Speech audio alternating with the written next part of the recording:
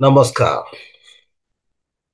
ଆଉ ଥରେ ମୁଁ ଆପଣମାନଙ୍କୁ ଆମ ଓଡ଼ିଆ ସାର ସ୍କୁଲରେ ସ୍ୱାଗତ କରୁଅଛି। ବନ୍ଧୁ, ଆଜିର ପାଠ ହେଉଛି ସତ୍ୟ ଜିହୋଶୟ ପ୍ରତିରୂପ। ଦ ଟ୍ରୁ ଜୋଶୁଆ ଦ ଆଣ୍ଟିଥାଇପ୍। ଚାଲନ୍ତୁ ଏହା ଅଧିକ ରୂପେ ଜାଣିବା ପୂର୍ବେ ଆମେ ନିଜକୁ ସମର୍ପଣ କରି ସେହି ସଦାପ୍ରଭୁ ପରମେଶ୍ୱରଙ୍କ ନାମରେ ଆମେ ପ୍ରାର୍ଥନା କରିବା। ସ୍ୱାଗତ ପିତା, ଧନ୍ୟବାଦ କରୁଅଛୁ ବର୍ତ୍ତମାନ ଯେଉଁ ସମୟ ଆମମାନଙ୍କୁ ଦେଇଅଛ ସେହି ଜୀବନଦାୟକ ବାକ୍ୟ ଧ୍ୟାନ କରିବା ନିମନ୍ତେ ସବୁ ସ୍କୁଲ ମାଧ୍ୟମ ଦ୍ୱାରା ଯେପରିକି ଏହି ଜୀବନଦାୟକ ବାକ୍ୟ ଆମେ ଆମ ଜୀବନରେ ଲାଗୁ କରିପାରିବୁ, ଏଥିପାଇଁ ଏମାନଙ୍କୁ ବୁଦ୍ଧିରେ, ଜ୍ଞାନରେ, ଶକ୍ତିରେ ପରିପୂର୍ଣ୍ଣ କର। ବିଶେଷ ଭାବରେ ଏମାନଙ୍କୁ ପବିତ୍ର ଆତ୍ମା ଦ୍ୱାରା ପରିଚାଳନା କର। ଏହି ଛୋଟ ପ୍ରାର୍ଥନା ଯୀଶୁଙ୍କ ନାମରେ ମାଗୁଛି, ଶୁଣି ଗ୍ରହଣ କର। ଆମେନ୍। ବନ୍ଧୁ, ଆଜିର ପାଠ ହେଉଛି ବୁଧବାର ଦିନ, ଡିସେମ୍ବର 3 ତାରିଖ। ଆଉ ଆମେ ଆଜି ଦେଖିବାକୁ ଯାଉଅଛୁ ସତ୍ୟ ଜିହୋଶୟଙ୍କ ପ୍ରତିରୂପ। ଦ ଟ୍ରୁ ଜୋଶୁଆ ଦ ଆଣ୍ଟିଥାଇପ୍। ଏହି ବିଷୟରେ ଆମେ ଆଜି ଚିନ୍ତା କରିବା। ବନ୍ଧୁ, ଜିହୋଶୟ କାହାଣୀକୁ ଟାଇପୋଲୋଜି ବା ପ୍ରତୀକ ମାଧ୍ୟମରେ ଦେଖିବା ଆବଶ୍ୟକ। ଜିହୋଶୟ ଯେଉଁ ବାକ୍ୟ ଗୁଡ଼ିକ କରିଥିଲେ ବା ଯେଉଁ ଯୁଦ୍ଧ ଗୁଡ଼ିକ କରିଥିଲେ, ବାକ୍ୟ ଅନୁସାରେ ତାହା ଏକ ଐତିହାସିକ ଘଟଣା ଅଟେ, ଯାହା ଇସ୍ରାଏଲର ଇତିହାସରେ ଏକ ଆବଶ୍ୟକ ଅଂଶ ଗଠନ କରେ। ବନ୍ଧୁ, ଏହି ଯୁଦ୍ଧକର ଲକ୍ଷ୍ୟ ହେଉଛି ପ୍ରତିଜ୍ଞା ଦେଶରେ ଇସ୍ରାଏଲୀ ମାନଙ୍କୁ ବସତି ଯୋଗାଇବା, ଯେଉଁଠାରେ ସେମାନେ ଶାନ୍ତିରେ ସେମାନଙ୍କ ଆବଣ୍ଟିତ ଉତ୍ତରାଧିକାର ଉପଭୋଗ କରିପାରିବେ ଏବଂ ପରମେଶ୍ୱରଙ୍କ ନିୟମର ନୀତି ଉପରେ ଆଧାରିତ ଏକ ନୂତନ ସମାଜ ପ୍ରତିଷ୍ଠା କରିପାରିବେ। ବନ୍ଧୁ, ସତ୍ୟ ଜିହୋଶୟ ପ୍ରତିରୂପ ଯାହା ଆମେ ଦେଖୁଅଛୁ ଆଜି, କି ଯେଉଁ ଇସ୍ରାଏଲ ପ୍ରଜାମାନେ ମିଶ୍ର ଦେଶରୁ ଆସିଲେ, ସେମାନଙ୍କୁ ସେହି ଜିହୋଶୟଙ୍କ ଅଧୀନରେ ଯାହା ସେମାନଙ୍କର ପିତୃପୁରୁଷମାନଙ୍କୁ ପ୍ରତିଜ୍ଞା କରି କୁହାଯାଇଥିଲା କି ଏହି ପ୍ରଦେଶ ତୁମମାନଙ୍କୁ ଦିଆଯିବ, ତୁମର ସନ୍ତାନ ସନ୍ତତି ମାନଙ୍କୁ ଦିଆଯିବ।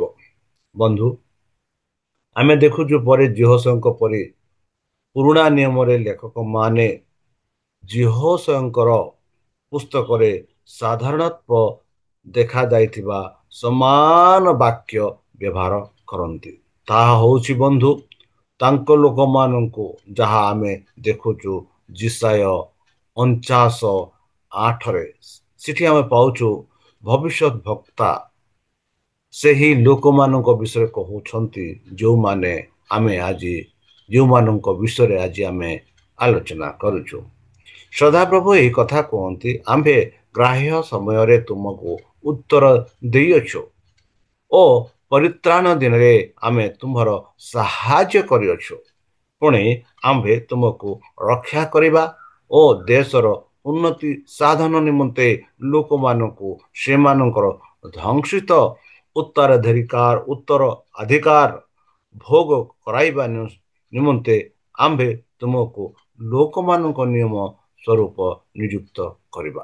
କେଡ଼େ ସୁନ୍ଦର ଭାବରେ ଜିସାୟ ଭବିଷ୍ୟତ ବକ୍ତାଙ୍କ ଦ୍ୱାରା ପରମେଶ୍ୱର କହିଛନ୍ତି କି ଲୋକମାନଙ୍କୁ ସେମାନଙ୍କ ଧ୍ୱଂସିତ ଉତ୍ତରାଧିକାର ଭୋଗ କରିବା ନିମନ୍ତେ ସେ ସେହି ଇସ୍ରାଏଲ ଲୋକମାନଙ୍କୁ ଏକ ନିୟମ ସ୍ୱରୂପେ ସଦାପ୍ରଭୁ ବାଛିଥିଲେ। ବନ୍ଧୁ, ନିର୍ଜନ ଉତ୍ତରାଧିକାର ବଣ୍ଟନ କରିବା ସହିତ ମସିହଙ୍କ କାର୍ଯ୍ୟକୁ ଉପସ୍ଥାପନା କରନ୍ତି। ବନ୍ଧୁ ଏଠି ଦେଖୁଛୁ ଯେବେ ଏହି ଲେଖକ ଲେଖନ୍ତି କି ସେ ମସିହଙ୍କ ସହ ମଧ୍ୟ ତୁଳନା କରୁଛନ୍ତି। ମୋ ସହିତ ମସିହଙ୍କ କାର୍ଯ୍ୟକୁ ଉପସ୍ଥାପନା କରନ୍ତି। ଯେପରିକି ବନ୍ଧୁ ଜିହୋଶୟ କାର୍ଯ୍ୟ ଇସ୍ରାଏଲ ମାନଙ୍କୁ ଭୂମି ବଣ୍ଟନ କରିଥିବା ଥିଲା, ସେହିପରି ନୂତନ ଜିହୋଶୟ ଯିଏକି ଯୀଶୁ ପ୍ରଭୁ ଆମମାନଙ୍କ ତ୍ରାଣକର୍ତ୍ତା ଭାବରେ ଚରିତ୍ରମସୀୟ ଏକ ନୂତନ ଇସ୍ରାଏଲକୁ ଆଧ୍ୟାତ୍ମିକ ଉତ୍ତରାଧିକାର ପ୍ରଦାନ କରନ୍ତି, ଯେଉଁମାନେ ତାହାଙ୍କଠାରେ ବିଶ୍ୱାସ କରନ୍ତି। ଆମେ ଦେଖୁଅଛୁ ଯାହା ପୁରାତନ ନିୟମରେ ଜିହୋଶୟଙ୍କ ଦ୍ୱାରା ଯେଉଁ ଉତ୍ତରାଧିକାର ହେବାର ଥିଲା, ସେହି ଇସ୍ରାଏଲ ପ୍ରଜାମାନଙ୍କୁ ସେହି ପ୍ରଦେଶରେ ସେମାନଙ୍କୁ ଭରାଇଲେ। ଆଉ ବର୍ତ୍ତମାନ ଆମେ ଆଧୁନିକ ଆଧ୍ୟାତ୍ମିକ ଇସ୍ରାଏଲ ପ୍ରଜା, ଆଉ ସେହି ଇସ୍ରାଏଲ ପ୍ରଜାମାନଙ୍କୁ ସେହି ସଦାପ୍ରଭୁ ପରମେଶ୍ୱର ସେମାନଙ୍କୁ ସେହି ସ୍ୱର୍ଗୀୟ କେନାନକୁ ନେବାକୁ ଯାଉଛନ୍ତି। ଯଦି ଆମେ ଦେଖିବା ବନ୍ଧୁ ଏବ୍ରି 3:7-19 ଏଠି ଆମେ ଦେଖୁଛୁ ସାଧୁ ପାଉଲ ଏହିପରି କହନ୍ତି, ଅତଏବ ପବିତ୍ର ଆତ୍ମା ଯେପରି କୁହନ୍ତି, ଆଜି ଯଦି ତୁମେମାନେ ତାହାଙ୍କ ବାଣୀ ଶୁଣ। ଆଜି ଯଦି ତୁମେ ତାହାଙ୍କ ବାଣୀ ଶୁଣ। କେ କହନ୍ତି? ପବିତ୍ର ଆତ୍ମା କହନ୍ତି ବନ୍ଧୁ। ଯେପରି ବିରକ୍ତି ଛନାଇବା ସ୍ଥାନରେ ଓ ପ୍ରାନ୍ତରେ ପରୀକ୍ଷା ଦିନରେ ଘଟିଥିଲା, ଯେପରି ଆପଣା ଆପଣା ହୃଦୟ କଠିନ ନ କର। ସେହି ପ୍ରାନ୍ତରେ ତୁମମାନଙ୍କ ପିତୃପୁରୁଷମାନେ ଆରମ୍ଭକୁ ପରୀକ୍ଷା କରି ଆରମ୍ଭର ଅନୁସନ୍ଧାନ କଲେ। ଆମକୁ ପରୀକ୍ଷା କରି ଆମର ଅନୁସନ୍ଧାନ କଲେ ବୋଲି ପରମେଶ୍ୱର କହନ୍ତି, ଆଉ 40 ବର୍ଷ ପର୍ଯ୍ୟନ୍ତ ଆମର କାର୍ଯ୍ୟ ଦେଖିଲେ। ତେଣୁ ଆମ୍ଭେ ଏହି ବଂଶ ପ୍ରତି ବିରକ୍ତ ହୋଇ କହିଲୁ। କିଏ କହୁଛନ୍ତି? ପରମେଶ୍ୱର କହୁଛନ୍ତି ଏହିପରି, ସେମାନେ ସର୍ବଦା ହୃଦୟରେ ଭ୍ରାନ୍ତ ଅଟନ୍ତି। ସେମାନେ ଆମର ମାର୍ଗ ସବୁ ଜାଣିନାହାନ୍ତି। ଏଣୁ ଆମ୍ଭେ ଆପଣା କ୍ରୋଧରେ ଶପଥ କଲୁ, ସେମାନେ ଆମ୍ଭର ବିଶ୍ରାମରେ ପ୍ରବେଶ କରିବେ ନାହିଁ। ହେ ଭାଇମାନେ, ସାବଧାନ, ଯେପରି ନିଜ ଜୀବନକୁ ଈଶ୍ୱରଙ୍କ ଠାରୁ ବିମୁଖକାରୀ ଭ୍ରଷ୍ଟ ଅବିଶ୍ୱାସୀ ହୃଦୟ ତୁମମାନଙ୍କର କାହାରିଠାରେ ନଥାଏ। କିନ୍ତୁ କାଳେ ପାପର ପ୍ରବଞ୍ଚନା ଦ୍ୱାରା ତୁମମାନଙ୍କ ମଧ୍ୟରୁ କେହି କଠିନ ମନ ହୁଏ, ଏଥି ନିମନ୍ତେ ଆଜି ସୁଯୋଗ ଥାଉ ଥାଉ ପ୍ରତିଦିନ ପରସ୍ପରକୁ ଉତ୍ସାହ ଦିଅ। କାରଣ ଆରମ୍ଭରେ ଆମମାନଙ୍କର ଯେଉଁ ବିଶ୍ୱାସ ଥିଲା, ତାହା ଯଦି ଶେଷ ପର୍ଯ୍ୟନ୍ତ ଦୃଢ଼ ରୂପେ ଧରି ରଖ, ତାହେଲେ ଖ୍ରୀଷ୍ଟଙ୍କ ସହ ଭାଗୀ ହୋଇ ରହିବ। ଭକ୍ତ ଅଛି, ଆଜି ଯଦି ତୁମାନେ ତାହାଙ୍କ ବାଣୀ ଶୁଣ, ଯେପରି ବିରକ୍ତି ଜଣାଇବା ସ୍ଥାନରେ ଘଟିଥିଲା, ସେପରି ଆପଣା ଆପଣା ହୃଦୟ କଠିନ ନ କର। ତେବେ ତୁମ୍ଭେମାନେ ଶୁଣି ବିରକ୍ତି ଜଣାଇଲେ। ମୋଶେଙ୍କ ଦ୍ୱାରା ମିଶ୍ର ଦେଶରୁ ଯେଉଁମାନେ ବାହାରି ଆସିଲେ, ସେ ସମସ୍ତେ କଣ ନୁହନ୍ତି? ଆଉ କେଉଁମାନଙ୍କ ଉପରେ 40 ବର୍ଷ ପର୍ଯ୍ୟନ୍ତ ସେ ବିରକ୍ତ ହୋଇଥିଲେ? ବନ୍ଧୁ, ଯେଉଁମାନେ ପାପ କରିଥିଲେ, ଯେଉଁମାନଙ୍କ ରବ ପ୍ରାନ୍ତରରେ ପଡ଼ିଥିଲା, କଣ ସେମାନଙ୍କର ଉପରେ ନୁହେଁ? ଯେଉଁମାନେ ଅବାଧ୍ୟ ହୋଇଥିଲେ, ସେମାନଙ୍କ ବିନା ଆଉ କେଉଁମାନଙ୍କ ବିରୁଦ୍ଧରେ ସେ ଶପଥ କରିଥିଲେ ଯେ ସେମାନେ ତାହାଙ୍କ ବିଶ୍ରାମରେ ପ୍ରବେଶ କରିପାରିବେ ନାହିଁ? ଆମ୍ଭେମାନେ ଦେଖୁ ଯେ ଅବିଶ୍ୱାସ ହେତୁ ସେମାନେ ପ୍ରବେଶ କରିପାରିଲେ ନାହିଁ। ବନ୍ଧୁ, କେଡ଼େ ସୁନ୍ଦର ଭାବରେ ଆମେ ଦେଖାଉଛୁ ଯେ କି ସାଧୁ ପାଉଲ ଏଭ୍ରି ପୁସ୍ତକରେ କହନ୍ତି କି ସେମାନେ ପରମେଶ୍ୱରଙ୍କ କଥାକୁ ବିଶ୍ୱାସ କଲେ ନାହିଁ।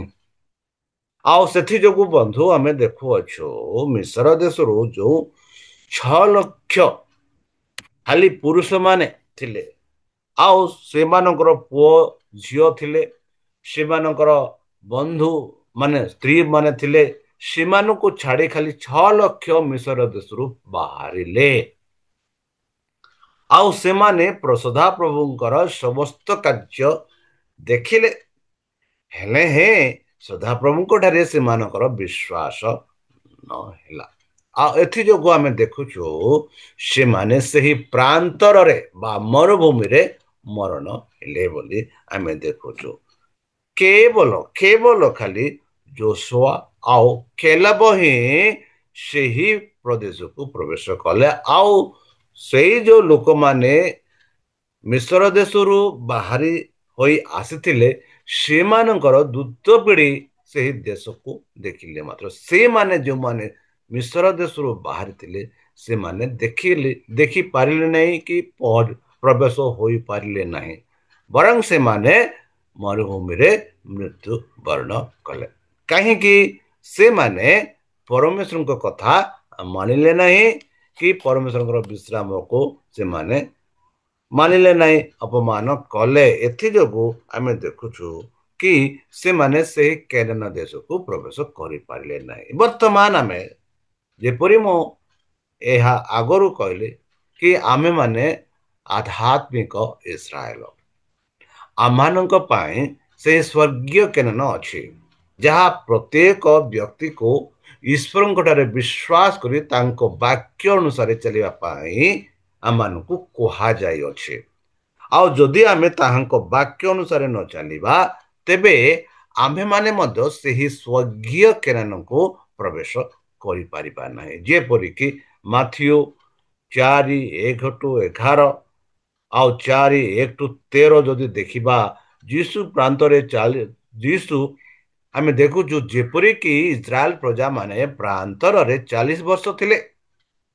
ଆଉ ଆମେ ମାଥିଉ ତାର 4 ପର୍ବରେ ଦେଖୁଛୁ ଯୀଶୁ ପ୍ରଭୁ ମଧ୍ୟ ପ୍ରାନ୍ତରରେ 40 ବର୍ଷ 40 ଦିନ ଥିଲେ, 40 ରାତି ଥିଲେ। ଆଉ ସେ କେମିତି ଥିଲେ? ଉପବାସ ଥିଲେ। ଏହି ପୃଥିବୀର ପ୍ରାନ୍ତରରେ 40 ଦିନ ପରେ ତାଙ୍କ ସ୍ୱର୍ଗୀୟ ସେବାରେ ପ୍ରବେଶ କରିଥିଲେ ବୋଲି ଆମେ ଦେଖୁଅଛୁ।